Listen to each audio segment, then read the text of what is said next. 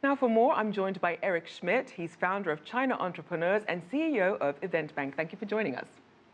Thank you. So Eric, as we heard earlier, some of these county-level cities in China still have a large housing inventory on their hands. Help us understand the importance of the housing market to these local governments. Sure. I mean, it's extremely important to make sure that the revenues to the local governments, continue.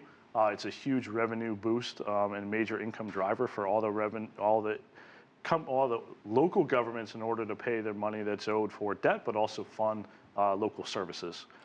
Now, speaking of the debt, they are facing some debt burdens. So what sort of risks do these debt burdens actually place on China's broader financial system? Sure. I mean, of course, I think people have been talking about this for the last 3 or 4 years as a major concern and a major risk for overall China's economy and how that is going to impact growth going into the future. But like many things that China has done, I mean, they've taken steps to try to mitigate that risk and make sure that it doesn't go south. Going back to the first question, which is how does property play into that? Obviously the property market is one of the major reasons they can fund so many projects by using land swaps and other alternative financing methods in order to make sure that they can fund the new projects that they really want. Infrastructure is a big thing that governments have been all over China have been trying to fund. In addition to that, the transportation sector, new subway systems and whatnot in order to invest in the future of their cities. Now, beyond infrastructure spending, a lot of people want to know when these local governments take on this debt, where else is it going? I mean, that's the major part. I mean, I think it's probably about over 60% is going towards infrastructure projects, transportation projects. And then, a smaller portion of that, it's probably 15% or so, ends up going into cultural, education projects, social services, and making sure that those things get funded at the local level. Now, China also made efforts last year to cap off local government debt at 16 trillion yuan, which is $2.5 billion. And then recently, China said it would put a proper cap on that outstanding debt and adjust bond quotas as long as they get lawmakers' approval. How effective do you think this strategy will actually be? I think, with this overall issue, this is one step, the first step in trying to look at it long term. This is not a short-term solution. It's one step of many that will come. And certainly it will impact certain things, and hopefully that will make sure that, debt that's taken on by local governments, tries to stay below 20%. I think they're projecting it around 10%, at least growth rate year on year. And you mentioned the short term. What about the longer view? Yeah, I mean, most economists will tell you that, right now, based on the current situation, that, it's not a real risk. There's enough money coming into the coffers at the local level, and, funds certainly at the central bank level, that will alleviate any concern that people have. And again, things could change.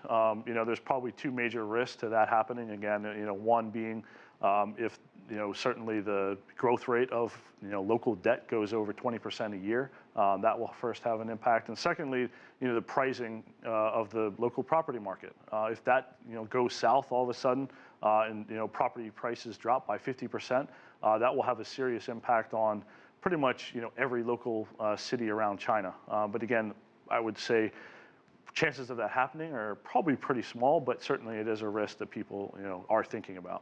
And would there be any sort of safety nets if the property prices did go down that dramatically? Well, obviously the central government would step in and make sure that that doesn't happen. But again, I think in your reporter's report, certainly they are doing little things to make sure that that happens, making sure that the oversupply of I would say construction in some of the second, third tier cities is taken up, and people have the opportunity to buy homes. If you look at the bigger cities, that's obviously less of a concern where people can't even buy homes because they are so expensive.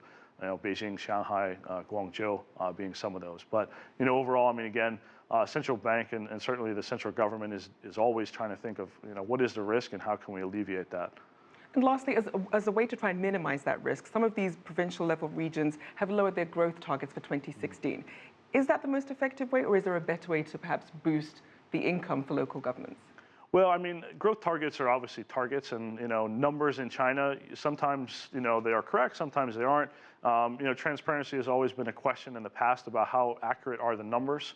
So growth targets only are essentially a number. It's just really how is that going to play out over the next term. I think everybody looking at China right now, it's really not what is happening this year, but it's a long-term strategy of how can they restructure the economy in order to make sure that it is stable and continues to grow over the next 10 years.